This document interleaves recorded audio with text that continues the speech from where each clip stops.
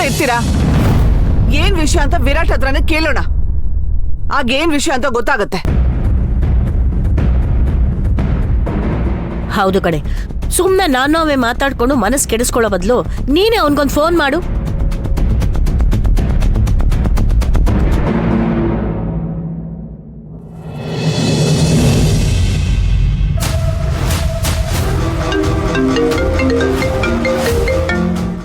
ಓ shit. Hi mom. Virat, ಎಲ್ಲಿದ್ಯಾ ನೀನು? ನಿನಗೆ ಹೇಳಿದೆ ತಾನೆ ಇವತ್ತು ದೇವಸ್ಥಾನಕ್ಕೆ ಹೋಗ್ಬೇಕು ಅಂತ. ಎಲ್ಲಿದ್ಯಾ ಮೊದಲು ಹೇಳು. ಮಾಮ್, ದೇವಸ್ಥಾನಕ್ಕೆ ಹೋಗೋಕೆನೆ ರೆಡಿ ಆದೆ, ಬಟ್ ಅಷ್ಟೊತ್ತಿಗೆ ಒಂದು ಇಂಪಾರ್ಟೆಂಟ್ ಕಾಲ್ ಬಂತು, ಸೊ ಅದಕ್ಕೆ ಇಲ್ಲಿ ಬಂದ್ಬಿಟ್ಟೆ.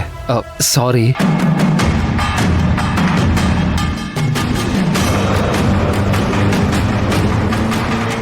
ಇಂಪಾರ್ಟೆಂಟ್ ಕಾಲ್ ಇದ್ರೆ ಹೊರಡುವಾಗ ಹೇಳ್ಬಿಟ್ಟು ಹೋಗ್ಬೇಕು ಅನ್ನೋದು ನಾನ ಇಲ್ವಾ ನಿನಗೆ?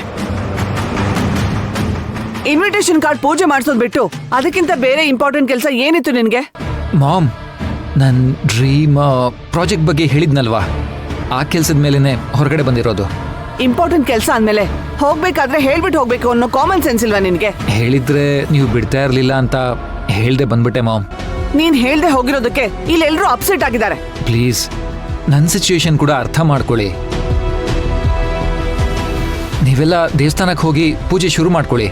ಸಾಧ್ಯ ಆದರೆ ನಾನು ಡೈರೆಕ್ಟಾಗಿ ಅಲ್ಲೇ ಬಂದು ನಿಮ್ಮನ್ನು ಜಾಯ್ನ್ ಆಗ್ತೀನಿ. ಸರಿ, ಕೆಲ್ಸದ ಮಧ್ಯೆ ಇದನ್ನ ಮರ್ತು ಬಿಡ್ಬೇಡ. ಆಮೇಲೆ ಬಂದು ಏನೇನೋ ಕಾರಣನೂ ಕೊಡ್ಬೇಡ. ಬೇಗ ಬಾ. ಹಾಂ, ಓಕೆ ಮಾಮ್. ಅವನಿಗೆ ಯಾವುದೋ ಬಿಸ್ನೆಸ್ ಕಾಲ್ ಬಂತಂತೆ, ಅದಕ್ಕೆ ಹೋಗಿದಾನಂತೆ. ನೀವೆಲ್ಲ ದೇವಸ್ಥಾನಕ್ಕೆ ಹೋಗಿರಿ, ನಾನು ಬಂದು ಜಾಯಿನ್ ಆಗ್ತೀನಿ ಅಂತ ಹೇಳ್ದ.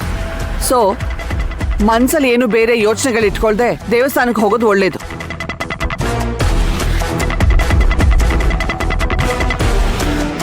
ಇಲ್ಲಕ್ಕ, ನಾನು ನಂಬಲ್ಲ. ವಿರಾಟ್ ದೇವಸ್ಥಾನಕ್ಕೆ ಬರಲ್ಲ, ಇದಂತೂ ಸತ್ಯ.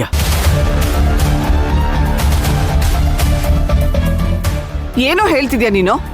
ಹೌದಕ್ಕ, ಮದುವೆ ವಿಚಾರದಲ್ಲಿ ವಿರಾಟ್ ನಡವಳಿಕೆ ಒಂಚೂರು ಸರಿಯಾಗಿಲ್ಲ.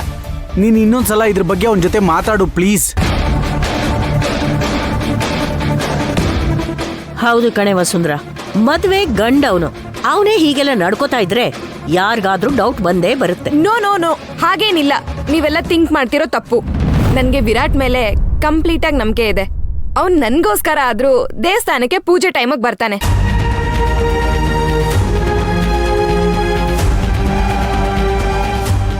ಇಶಾನಿ, ಮಾಮ್ ಪ್ಲೀಸ್ ಇನ್ನೇನು ಹೇಳ್ಬೇಡಿ ನೀವು. ಅತ್ತೆ, ಅಜ್ಜಿ ಬನ್ನಿ ಹೋಗೋಣ.